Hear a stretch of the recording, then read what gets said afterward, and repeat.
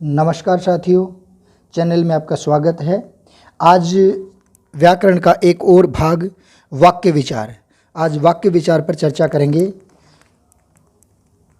वाक्य में सबसे पहले अपन देखते हैं कि वर्णों का सार्थक समूह है शब्द कहलाता है। ये तो हमने पढ़ा ही है कि वर्णों के सार्थक समूह को शब्द कहा जाता है और शब्दों का सार्थक समूह है वह वाक्य कहलाता है। शब्दों का सार्थक समूह वाक्य कहलाता है। नियम के अनुसार सजाए गए सार्थक शब्दों का समूह जिसका कुछ अर्थ हो वाक्य कहा जाता है। मतलब ये आया कि नियमानुसार जैसे कर्ता, कर्म, क्रिया, इस रूप में जो व्याकरण का नियम होता है, जिस रूप में व्याकरण के जो थे शब्द बनते हैं, वाक्य चलते हैं, उसी रूप में हम कह रहे हैं कि नियम के अनुसार सजाए गए सार्थक शब्दों का समूह। अर्थों का, शब्दों का मतलब सही अर्थ निकलना चाहिए। सार्थक शब्दों का समूह जिसका कुछ अर्थ निकलता हो वह वाक्य कहलाता है। इसके बाद भाषा, ये तीन महत्वपूर्ण बातें हैं, ये हमें और देख लेनी चाहिए क्योंकि ये कंपटीशन परीक्षाओं में इस तरह के जो है शब्द बहुत बार पूछ लेते हैं, इस तरह की परिभाषाएं भी कई बार पूछ लेते हैं। तो देखा कि भाषा की सबसे छोटी इकाई वर्ण है। भाषा की सबसे छोटी इकाई वर्ण, वर्णों का सार्थक समूह शब्द कहलाता है। वर्णों का सार्थक समूह शब्द कहलाता है और शब्दों का सार्थक समूह वाक्य कहलाता है। ये तीनों ही महत्वपूर्ण बातें हैं। इसके आगे अर्थ संप्रेषण की दृष्टि से, अर्थ संप्रेषण की दृष्टि से भाषा की पूर्ण इकाई वाक्य माना जाता है। ये प्रश्न भी कॉम्पिटिटिव एग्जाम्स में पूछा जाता है कि जो है वाक्य जो है उसकी पूर्ण इकाई क्या है। तो देखेंगे अर्थ संप्रेषण की दृष्टि से भाषा की जो है पूर्ण इकाई वो होगी, वो वाक्य होगी। संरचना की दृष्टि से पदों का सार्थक समूह ही वाक्य है। बनावट की दृष्टि से अगर देखा जाए तो, संरचना की दृष्टि से अगर देखा जाए तो पदों का सार्थक समूह वाक्य कहलाता है। अब हम चर्चा करेंगे वाक्य के अंगों पर। तो वाक्य के अंग जब देखेंगे तो वाक्य के दो अंग माने जाते हैं। वाक्य के दो अंग माने जाते हैं, एक है उद्देश्य और दूसरा है विधेय। एक है उद्देश्य और एक है विधेय। ये वाक्य के दो अंग माने जाते हैं। अब उद्देश्य क्या होता है? वाक्य में उद्देश्य क्या होता है? तो वाक्य में जिसके संबंध में कुछ कहा जाए, जिसके संबंध में कुछ कहा जाता है, कहा जाए, वह उद्देश्य होता है। और अगर वैसे देखा जाए तो जो कर्ता ही उद्देश्य होता है। कार्य का करने वाला जिस वाक्य में आया हुआ है वही उसका उद्देश्य होता है। जैसे बालक दूध पी रहा है तो इसमें बताया ना कि जिसके बारे में या जिसके संबंध में कुछ कहा जाए, तो यहाँ संबंध में किसमें? बालक के संबंध में कहा जा रहा है कि वो क्या कर रहा है? दूध पी रहा है। तो यहाँ उद्देश्य जो है वह बालक हुआ। और विधेय, वाक्य में विधेय क्या होता है? उद्देश्य या कर्ता, जो अभी हमने पढ़ा, जिसके संबंध में कुछ कहा जाए वह उद्देश्य होता है। तो उद्देश्य कह दें या कर्ता कह दें, तो उद्देश्य या कर्ता के संबंध में वाक्य में जो कुछ भी कहा जाता है वह विधेय होता है। अब जैसे पहले वाले वाक्य में देखिए बालक दूध पी रहा है, तो ये तो हो गया उद्देश्य, और दूध पी रहा है ये बालक के संबंध में कहा गया है तो ये हो गया विधेय। तो कर्ता जो है उद्देश्य और उद्देश्य के बारे में जो कुछ कहा जाता है वह विधेय है। अब एक और देखेंगे यहाँ कि मोर नाच रहा है, तो मोर तो हो गया उद्देश्य और नाच रहा है ये इसके संबंध में कहा जा रहा है तो ये हो गया विधेय। अब इसी रूप में थोड़ा और आगे बढ़ा करके देखते हैं, क्योंकि मेरा भाई रमेश खेल रहा है, इसको थोड़ा गहराई से देखेंगे। मेरा भाई रमेश खेल रहा है, तो यहाँ कर्ता कौन हुआ? रमेश। तो ये तो हुआ कर्ता, कर्ता मतलब उद्देश्य। खेल रहा है ये हो गया विधेय। अब बच गया ये मेरा भाई, ये क्या है? तो मेरा भाई जो है वह है कर्ता का विस्तार। फिर से देखें एक बार, एक उदाहरण मैं और दे देता हूं। जैसे कहा राम का भाई लक्ष्मण वन में गया, ये देखा। तो इसमें देखा कि इसमें उद्देश्य क्या है? तो राम का भाई लक्ष्मण, तो लक्ष्मण क्या हुआ? उद्देश्य। वन में गया ये हो गया विधेय, और राम का भाई ये हो गया कर्ता का विस्तार। तो ये कर्ता का विस्तार हुआ। अब अगला देखेंगे वाक्य के तत्व। वाक्य के तत्व कौन कौन से हैं, तो तत्व के बारे में जब चर्चा करेंगे तो ये देखा जाएगा वाक्य के अनिवार्य तत्व कौन कौन से होते हैं। तो इसमें वाक्य के अनिवार्य तत्व यहाँ हम प्रमुख रूप से 4 को लेते हैं, सार्थकता, पदक्रम, निकटता और पूर्णता। ये वाक्य के अनिवार्य तत्व माने जाते हैं। अब पहला देखेंगे, पहला सार्थकता। तो सार्थकता क्या है, वाक्य में हमेशा सार्थक शब्दों का ही प्रयोग होना चाहिए। वाक्य सार्थक शब्दों का व्यवस्थित समूह होता है।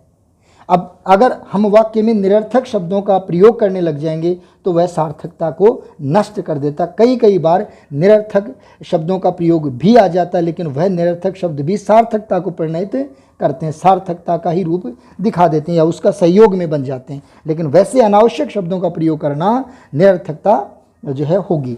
दूसरा जो है वाक्य का अनिवार्य तत्व पदक्रम हुआ। तो पदक्रम क्या है, वाक्य का सही अर्थ ग्रहण करने के लिए एक निश्चित क्रम होना चाहिए, निश्चित क्रम होना चाहिए वाक्य में, तभी पदक्रम होगा। यदि क्रम बदल दिया जाए वाक्य में तो कथन का अर्थ ही बदल जाता है। अगर हम उनका क्रम बदल देंगे तो वाक्य का अर्थ ही बदल जाएगा। जैसे बच्चे को काट कर फल दो, अब ये इसमें क्रम चेंज कर दिया तो पदक्रम जो है वो सही नहीं आया, तो नहीं आया तो इसका अर्थ ऐसे लग रहा है जैसे बच्चे को काट करके, बच्चे को काटो और फल दो, जबकि होना क्या चाहिए था, फल काट कर बच्चे को दो, फल काट कर, या बच्चे को काट कर बच्चे को फल काट कर दो, ये फल पहले। तो ध्यान, कर्ता फिर कर्म और फिर क्रिया। तो कर्ता, कर्म और क्रिया, तो पहले 1 नंबर, फिर कर्म 2 नंबर, फिर 3, बच्चे को फल काट कर दो।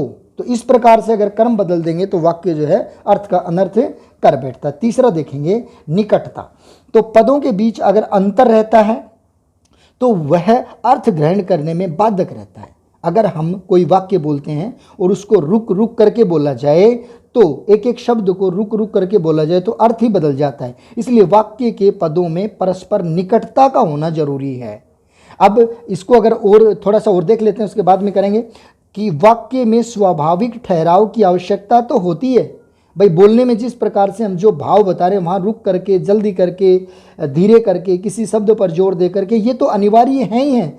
ये निश्चित जगह पे जो ठहराव होता है वो तो होना ही चाहिए, लेकिन उसके अलावा अनावश्यक जब हम ठहराव करेंगे तो वो अर्थ बदल देगा। परंतु प्रत्येक शब्द के बाद ठहरना या रुक रुक करके बोलना अशुद्ध होता है। जैसे अब हम देखें तो जैसे देखा उसने, अब रुक जाए मेरा, फिर रुक जाए खेल, फिर रुक जाए थोड़ी देर उसके बाद देखा। तो एक तो ये बोला जाए और एक सीधा बोला जाए उसने मेरा खेल देखा। तो उसने मेरा खेल देखा ये तो सही अर्थ दे रहा है, लेकिन इसी को रुक रुक करके बोला जाए उसने, थोड़ा विराम लिया, थोड़ा और विराम लिया, चुपचाप रहे, और तो इससे क्या है, अर्थ ही अनर्थ हो जाएगा। तो वाक्य की निकटता नष्ट हो जाए। उसने मेरा खेल देखा, तो अब इतना लंबा अगर हम बीच में या इससे ज़्यादा भी हम करेंगे तो ये निकटता को समाप्त कर देगा। आगे चौथा जो देखेंगे पूर्णता। तो वाक्य अपने आप में पूर्ण होना चाहिए, पूर्ण के बिना तो वाक्य की सार्थकता ही नहीं होती। इसमें शब्दों की कमी होने से अर्थ का अनर्थ हो जाता है। अब शब्दों की कमी होगी तो अर्थ भी अनर्थ में चला जाएगा। जैसे कमल पीता है, अब क्या पीता है, ये अर्थ अनर्थ हो गया। क्या पी रहा है, पानी पी रहा है, दूध पी रहा है, या और कुछ पी रहा है, जूस पी रहा है, शरबत पी रहा है, या अन्य कोई चीज़ पी रहा है। तो देखा कमल पीता है, यहाँ एक कम रह गया, पूर्णता नहीं आई, और उसकी जगह अगर ये रख दिया जाए कमल दूध पीता है, कमल पानी पीता है, तो इस प्रकार से देखेंगे तो वाक्य पूर्ण कब होगा, जब वो सारे के सारे शब्द एक व्यवस्थित क्रम पे आएंगे।